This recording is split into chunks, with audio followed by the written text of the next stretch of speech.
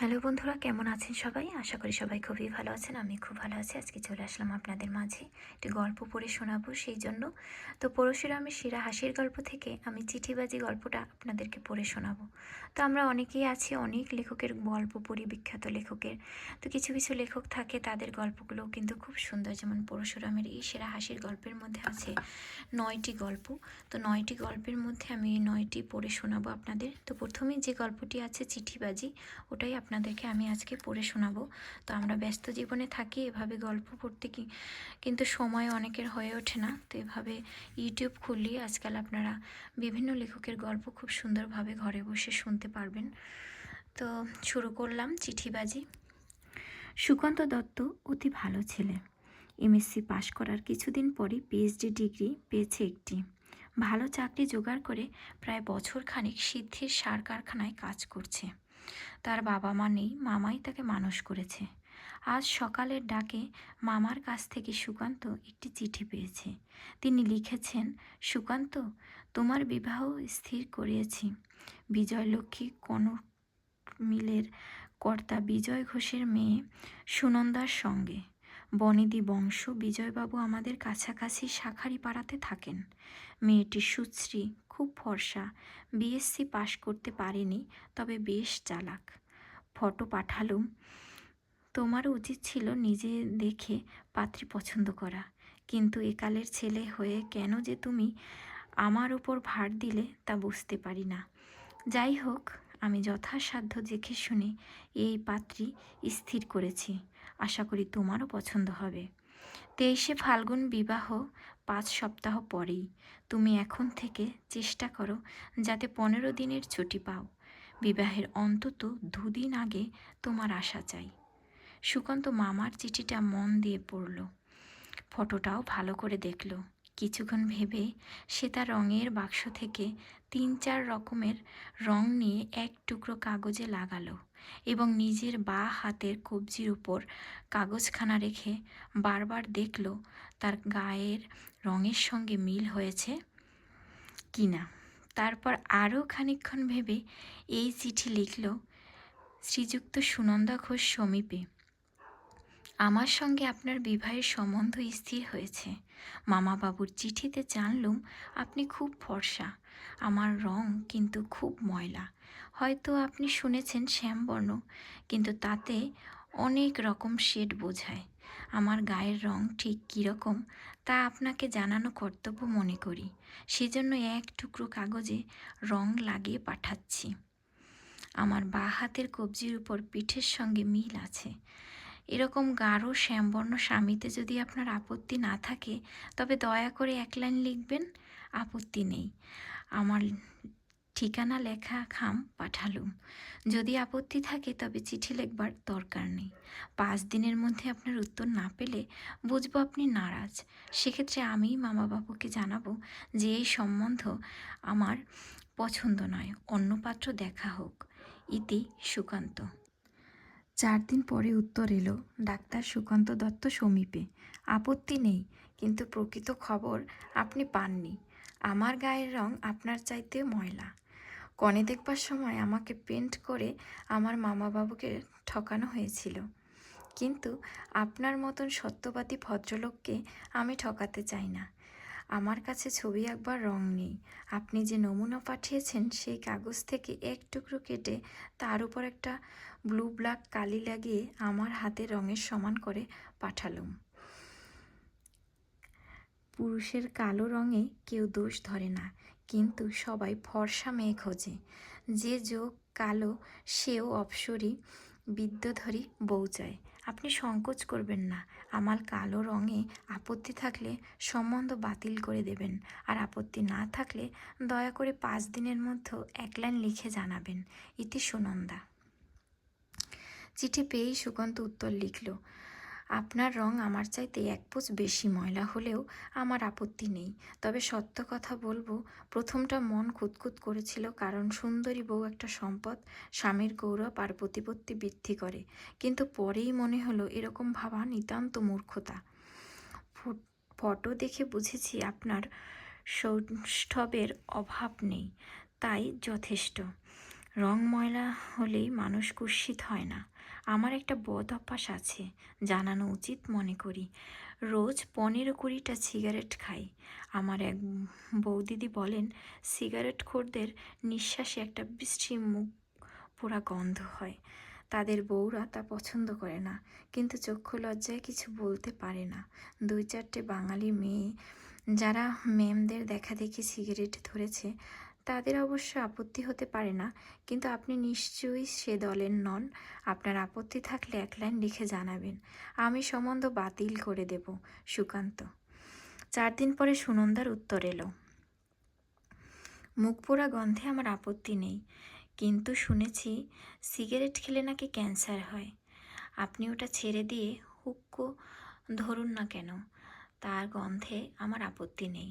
আমারও একটা বিশ্রী অভ্যাস আছে, রোজ 20-25 খিলি পান আর দোত্তা খাই। দাঁতের অবস্থা বুঝতেই পারছেন, যারা পান দোত্তা খায় তাদের নিঃশ্বাসে নাকি অ্যানোমিনিয়ার গন্ধ থাকে। আমার ছোট ভাই লম্বুর নাক অত্যন্ত সেন্সিটিভ, কুকুরের চাইতেও। রেডিওতে যখন কৃষ্ণ সোহাগিনী দেবীর কীর্তন হয়, তখন লম্বু অ্যানোমিনিয়ার গন্ধ পায়। আর গ্রামোফোনে যখন ওস্তাদ বরে গোলাম মাওলার দরবারি কান্ডার রেকর্ড বাজে, তখন লম্বু রসুনের গন্ধ পায়। আমার বদ অভ্যাসে আপনার আপত্তি না থাকলে 1 লাইন লিখে জানাবেন, নতুবা সম্বন্ধ ভেঙে দেবেন। ইতি সুনন্দা। সুকান্ত উত্তর লিখল, আপনি যখন সিগারেটের দুর্গন্ধ সইতে রাজি আছেন, তখন আমারও পানদত্তায় আমার কোনো আপত্তি নেই। তাছাড়া আমাদের এই কারখানায় অজস্র অ্যানিমিনিয়ার তৈরি হয়, তার ঝাঁজ আমার সয়ে গেছে। আপনার হুক্কোর প্রস্তাবটি বিবেচনা করে দেখব। কোনো বিষয় আমি আপনাকে ঠকাতে চাই না, সেজন্য আমার আরেকটি ত্রুটি আপনাকে জানাচ্ছি। পুরুষেরা যেমন অনন্য পূর্বা পত্নী চায়, মেয়েরাও তেমন এমন স্বামী চায় যে পূর্বে কখনো প্রেমে পড়েনি। আমি স্বীকার করছি, আমি অক্ষত হৃদয় নই। ডেপুটি কমিশনারের লালাতপচাঁদ ঝোপড়ার মেয়ে সুরঙ্গীর সঙ্গে আমার প্রেম হয়েছিল। তার বাপ মায়ের তেমন আপত্তি ছিল না, কিন্তু শেষেরটায় সুরঙ্গী বিগড়ে গেল। সম্প্রতি সে কমার্স ডিপার্টমেন্টের মিস্টার হনুমন্থিয়াকে বিয়ে করেছে। লোকটা মিশকালো, যমদূতের মতো গড়ন, তবে মাইনে আমার প্রায় 3 গুণ। আমার হৃদয় ক্ষত এখন অনেকটা সেরে গেছে। আপনার সঙ্গে বিবাহের পর একেবারে বেমালুম হবে আশা করি। সুরঙ্গীর একটা ফটো আমার কাছে আছে, আপনার সামনে সেটা পুড়িয়ে ফেলব। সুরঙ্গীর বিবাহ হয়ে যাবার পরে আমার খেয়াল হলো যে আমারও শীঘ্রই বিবাহ হওয়া দরকার। অবসরকালে আমি ছবি আঁকি, ফটো তুলি, নানা রকম বৈজ্ঞানিক গবেষণা করি। গৃহস্থলীর ঝঞ্ঝাট পোহানোর জন্য একজন গৃহিণী থাকলে আমি নিশ্চিত হয়ে নিজের শখ নিয়ে অবসর যাপন করতে পারি। এখন আমার জ্ঞান হয়েছে, হঠাৎ প্রেমে পড়া বোকামি। একত্র বাস করার ফলে একটু একটু করে স্ত্রী পুরুষের যে ভালোবাসা জন্মায়, তাই খাঁটি জিনিস। সন্তান ভূমিষ্ঠ হবার আগে তাকে তো দেখবার উপায় নেই, তথাপি মা বাপের স্নেহের অভাব হয় না।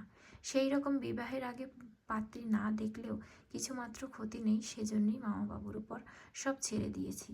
আমার স্বভাব চরিত্র মতামত সবই আপনাকে জানালাম, আপত্তি না থাকলে একটু খবর দেবেন। ইতি সুকান্ত। সুনন্দার উত্তর এলো, আপনার স্বভাব চরিত্র আর মতামতে আমার কোনো আপত্তি নেই। যেসব চিঠি লিখছেন তা থেকে বুঝছি আপনি অতি সতনিষ্ঠ অকপট সাধু পুরুষ। অতঃপর আমিও অকপটে আপনার গলদ জানাচ্ছি। পবন কুমার পোস্ট গ্র্যাজুয়েট পড়তো, তার সঙ্গে আমার প্রেম হয়েছিল, কিন্তু সে ভাদুরী ব্রাহ্মণ। সে গেলে গোড়া বাপ মা আমাকে পুত্রবধূ করতে মোটেই রাজি হলেন না। পবন এখন ব্যাঙ্গালোরে আছে, খুব একটা বড় পোস্ট পেয়েছে। তাকে পুরো ভুলতে পারিনি, তবে আপনার মতো মহাপ্রাণ স্বামী পেলে একেবারে ভুলে যাব, তাতে কোনো সন্দেহ নেই। আমি বলি কি, সুরঙ্গী আর পবনের ফটো পুড়িয়ে কি হবে, বরং একই ফ্রেমে দুটো ছবি বাঁধিয়ে শোবার ঘরে টানিয়ে রাখা যাবে, তাতে বিষে বিষক্ষয় হবে, কি বলেন? আপনার অভিপ্রায় জানাবেন। ইতি সুনন্দা। সুকান্ত উত্তর লিখল, সুনন্দা, তোমাকে আজ নাম ধরে সম্বোধন করছি, কারণ আমাদের দুজনের মধ্যে এখন আর কোনো লুকোচুরি লইল না। বিবাহের বাধাও কিছু নেই। লোকে বলে আমি একটু বেশি গম্ভীর প্রকৃতির লোক। শুভাকাঙ্ক্ষী বন্ধুরা অধিকন্তু বলে আমি একটু বোকা। আমার চিঠি পড়ে তোমার চিঠি পড়ে বুঝেছি তুমি আমোদে মানুষ, আর মামাবাবুর চিঠিতে জেনেছি বিএসসি ফেল হলেও তুমি বেশ চালাক। মনে হচ্ছে তোমার আর আমার স্বভাব পরস্পর পরিপূরক। অর্থাৎ কমপ্লিমেন্টারি সাইকোলজিস্টের মতে এই হলো আসল রাজ্যটোক, আদর্শ দম্পতির লক্ষণ। আজ 16ই ফাল্গুন, 7 দিন পরেই আমাদের বিবাহ। তোমার সঙ্গে সাক্ষাৎ আলাপের আনন্দ এখনই কল্পনায় উপভোগ করছি। তোমার সুকান্ত। কিছুদিন পর সুনন্দার চিঠি এলো। যাহ, ভেস্তে গেল। এমন মুশকিলেও মানুষ পড়ে। পবন ভাদুরী এখানে এসেছে। কাল আমার সঙ্গে দেখা করে বলল, দেখো সুনন্দা, এখন আমি স্বাধীন, ভালো রোজগার করি, বাপ মায়ের বশে চলবার কোনো দরকার নেই। তুমি আমার সঙ্গে চলো, ব্যাঙ্গালোরে সিভিল বা হিন্দু ম্যারেজ যা চাও তাই হবে। এই তো পরিস্থিতি। আমার অবস্থাটা আপনি নিশ্চয়ই বুঝতে পারছেন। পবন ভাদুরীকে হাঁকিয়ে দেওয়া আমার সাধ্য নয়। কালই অর্থাৎ আমার নির্ধারিত বিবাহের 2 দিন আগেই পবনের সঙ্গে আমি পালাচ্ছি। কিন্তু আপনার প্রতি আমার একটা কর্তব্য আছে। আপনার ব্যবস্থা না করে আমি যাচ্ছি না। আমার বোন নন্দা আমার চেয়ে 1.5 বছরের ছোট, দেখতে আপনারই মতো, তবে রং বেশ ফর্সা। সেও বিএসসি ফেল, ঝকঝকে দাঁত, পানদোত্তা খায় না, এ পর্যন্ত প্রেমেও পড়েনি। আপনার সব চিঠি সে পড়েছে, পড়ে ভীষণ মোহিত হয়েছে, আপনাকে বিয়ে করবার জন্য মুখিয়ে আছে। ডক্টর সুকান্ত, দোহাই আপনার, কোনো হাঙ্গাম বাঁধাবেন না, বাড়ির কাউকে কিছু বলবেন না। আমাদের প্রোগ্রাম অনুসারে বরযাত্রী নিয়ে যথাকালে আমাদের বাড়ি আসবেন। পুরুত যে মন্ত্র পড়বে, সুবোধ বালকের মতন তাই পড়বেন। আমার বাবা নন্দাকেই আপনার হাতে সম্পাদন করবেন। তাতে পেলে নিশ্চয়ই আপনি খুশি হবেন। আপনি তো গৃহস্থলী দেখবার জন্য একটি গৃহিণী চান, সুতরাং সুনন্দার বদলে নন্দাকে পেলেও আপনার চলবে। নিজের বোনের প্রশংসা করা ভালো দেখায় না, নয়তো চুটিয়ে লিখতুম নন্দা কীরকম চমৎকার মেয়ে। আজ বিদায়, এরপর সুযোগ পেলে আপনার সঙ্গে দেখা করে আমি ক্ষমা চাইব। ইতি সুনন্দা। সুনন্দার চিঠি পড়ে সুকান্ত হতভম্ব হলো, খুব রেগেও গেল। কিন্তু সে যুক্তিবাদী, রেশনাল লোক। একটু পরেই বুঝে দেখল সুনন্দার প্রস্তাব মন্দ নয়। গৃহিণী যখন দরকার তখন এক পাত্রীর বদলে আর এক পাত্রী হলে ক্ষতি কী? সুকান্ত স্থির করল যে হাঙ্গাম বাঁধাবে না, কোনো রকম খোঁজও করবে না, সম্পূর্ণভাবে মামার বশে চলবে। তিনি যেমন ব্যবস্থা করবেন তাই মেনে নেবে। সুকান্ত কলকাতায় এলো। তার মামা বাড়ির কেউ সুনন্দা সম্বন্ধে কিছুই বলল না, কোনো রকম উদ্বেগ প্রকাশ করল না। যথাকালে বরযাত্রীদের সঙ্গে সুকান্ত বিয়ে বাড়িতে উপস্থিত হলো। সেখানে গোলযোগের কোনো লক্ষণই তার নজরে পড়ল না। সুকান্ত দেখল 16-17 বছরের একটা ছেলে নিমন্ত্রণদের পান আর সিগারেট পরিবেশন করছে। কনেপক্ষের লোকে তাকে লম্বু বলে ডাকছে। তাকে ইশারা করে কাছে ডেকে সুকান্ত চুপি চুপি প্রশ্ন করল, তুমি সুনন্দার ছোট ভাই লম্বু? লম্বু বলল, আজ্ঞে হ্যাঁ। এদিকের খবর কি? খবর সব ভালোই। দিদিকে এখন সাজানো হচ্ছে, একটু পরেই তো বিয়ের লগ্ন। সুনন্দা চলে গেছে? কি বলছেন আপনি? বিয়ের কনে কোথায় চলে যাবে? তোমার আর এক দিদি নন্দা, তার খবর কি? বারে, আমার তো একটিই দিদি, তার সঙ্গেই তো আপনার বিয়ে হচ্ছে। সুকান্ত চোখ কপালে তুলে বলল, ও। রাত 12টার পরে বাসর ঘরে অন্য কেউ রইল না। সুকান্ত জিজ্ঞেস করল, তুমি সুনন্দা না নন্দা? দুই। পোশাকি নাম সুনন্দা, আটপৌরের ডাকনাম নন্দা। চিঠিতে এত সব মিছে কথা লিখলে কেন? কোনো কুমতলব ছিল না। সত্যবাদী উদার চরিত্র ভাবি বরকে একটু বাজিয়ে দেখছিল শৈবার শক্তি কতটা আছে। তোমার সেই পবননন্দন ভাদুরীর খবর কি? হাওয়া হয়ে উবে গেছে, তার অস্তিত্ব নেই।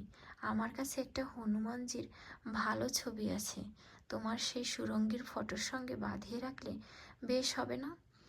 তুমি একটা ভীষণ বখাটে মেয়ে, সেই জন্যই বিসিএসসিতে ফেল করেছ। ঝুনি মিত্তির আমার ডাবল বখাটে, সে ফার্স্ট হলে কি করে? আমি অঙ্কে কাঁচা, ম্যাক্সওয়েলের থিওরিটা মোটেই বুঝতে পারি না, আর ওইটারই কোশ্চেন ছিল। কেন? ও তো খুব সহজ অঙ্ক। বুঝিয়ে দিচ্ছি শোনো। v=1/কাপ্পা মিউ। থাক, বাসর ঘরে অঙ্ক কষলে অকল্যাণ হয়। আচ্ছা, কাল বুঝিয়ে দেব। কাল তো কাল রাত্রি বরকনে দেখা হবার জো নেই। সেই পরশু ফুলশয্যায় দেখা হবে। বেশ, তো তখন বুঝিয়ে দেব। ফুলশয্যায় অঙ্ক কষলে মহাপতক হয় তা জানো? ঠাকুমার আবার আড়ি পাতা রোগ আছে। যদি শুনতে পান যে নাচ জামাই ফুলশয্যায় অঙ্ক করছে, তবে গোবর খাইয়ে প্রায়শ্চিত্ত করাবেন। তারা কিসের? আমি তো পালাচ্ছি না, বছরখানেক যাক, তারপর বুঝিয়ে দিও। আচ্ছা, তাই হবে। এখন ঘুমোনো যাক, কি বলো? দেখো সুনন্দা, তুমি খাসা দেখতে, তাই নাকি? তোমার দৃষ্টি তো খুব তীক্ষ্ণ। সুনন্দা, তুমি কি ইচ্ছে হচ্ছে জানো তোমাকে চিবিয়ে খেয়ে ফেলতে? ঠিক তা নয়, মনে হোকে এখন ঘুমাও। তো এই হচ্ছে আমার গল্পের শুরু থেকে শেষ পর্যন্ত। খুবই মজার ছিল। আপনাদের মূল্যবান কমেন্টস অনেক অবশ্যই করবেন। আপনাদের একটা মূল্যবান কমেন্ট কিন্তু আমাকে সামনে এগিয়ে যেতে সাহায্য করবে। ভুল ত্রুটি অবশ্যই ধরিয়ে দেবেন। তো ধন্যবাদ সবাইকে। অবশ্যই ভালো থাকবেন।